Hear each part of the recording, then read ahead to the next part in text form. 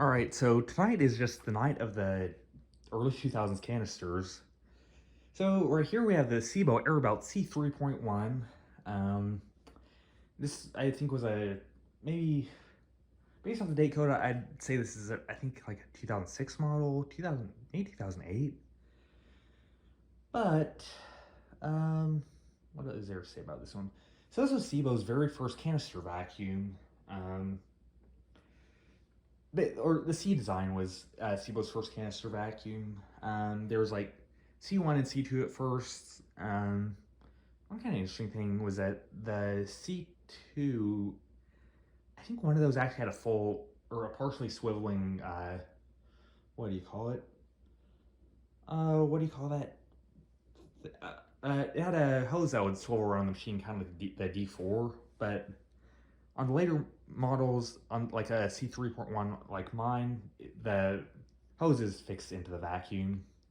Like it doesn't swivel at all, except kind of at the canister, not except kind of at the hose handle end. I probably explained that in a confusing way, but yeah, this was SEBO's first attempt at a canister vacuum. And it's kind of awkward. Like, it's a very big machine, weighs about 16 pounds, has kind of short cord. One kind of cool thing about it is that it takes the exact same bags as the automatic X model. They're upright, like that X4 I showed a while back. Yeah, overall, it's a pretty nice canister. I kind of like the S500 better. Like, if I was shopping between the two, I'd probably go with the S500. But you know, this is a pretty solid vacuum. I got this one off eBay, and it was kind of dirtier than I thought it looked from the pictures. But I was like, I can save this, and had a bit of a smell, which you know vacuums kind of do when they, as these vacuums kind of do. But after I basically approved the transaction on eBay, I realized like the smell wasn't like a must-see like dust smell or pet smell. It was an actual like nicotine smell, which is a bit more of a pain to get out of a vacuum.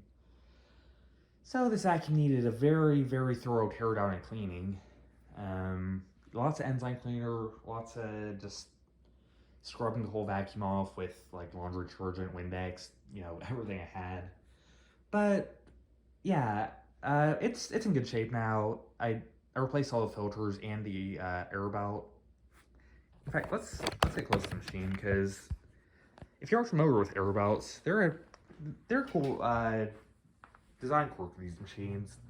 So whereas this Miele exhausts in those vents right there, the SEBO actually exhausts all around here. Like, use like a foam belt to diffuse the air coming out of the vacuum, and then that's covered with this like thin flexible fabric to make it look nice. But yeah, it's cool. Like it both like it serves as a bumper for the vacuum, so you don't have to worry about like, you know, bumping into furniture and stuff with the canister, and it diffuses the air so it doesn't get like blown around all over the place, and it helps with like sound suppression, keeps the vacuum pretty quiet, like not as quiet as the Miele, but not too bad. You also have your attachments stored all in there. Got a very nice set of them, and yeah, this is a like, I'll say that SEBO's first canister is much better than Miele's first upright. Like, this is a completely competent vacuum. It has its flaws. It's giant. It's very, I'm gonna be honest, it's ugly. But it's a good vacuum.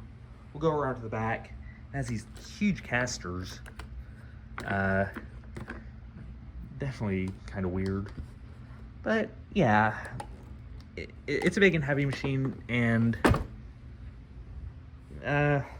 like, I'd love to try D4 out to see how they improved on this, but this thing's not terrible.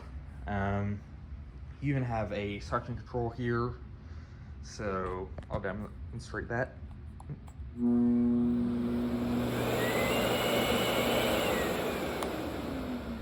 pretty nice.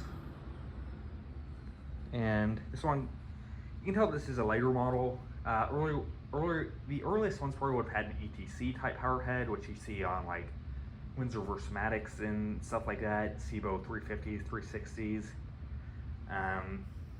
And then you have the ETH head, which that one was not on the market for too long from what I know. Like it, what do I know about the ETH? Like it had a, rather than having the, just a wheel to do the height adjustment, like here, it actually had a, like the whole base plate would move. And I think I heard someone say they like rattled a ton, so not an amazing design, I suppose.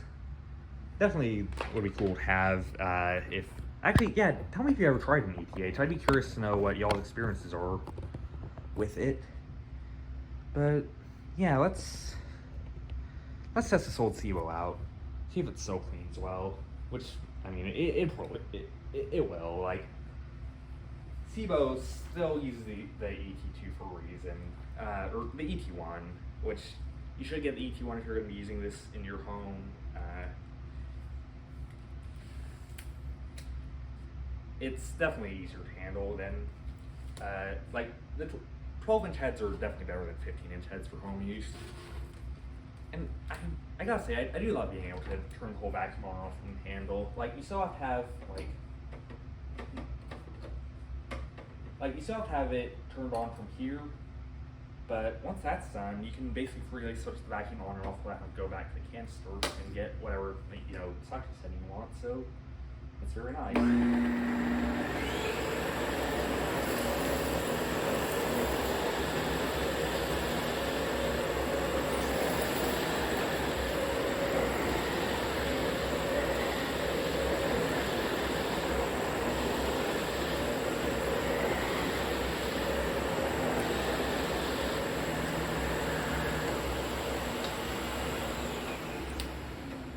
And there we go. That's the SEBO C3.1. Not my favorite canister I've ever used. In fact, I'm gonna be honest, this is probably my least favorite SEBO that I own.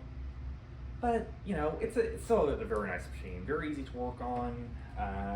Very, very robust and well built. You know, it's just ugly and kind of hard to handle. But yeah, we will be looking at another SEBO canister next. So stick around.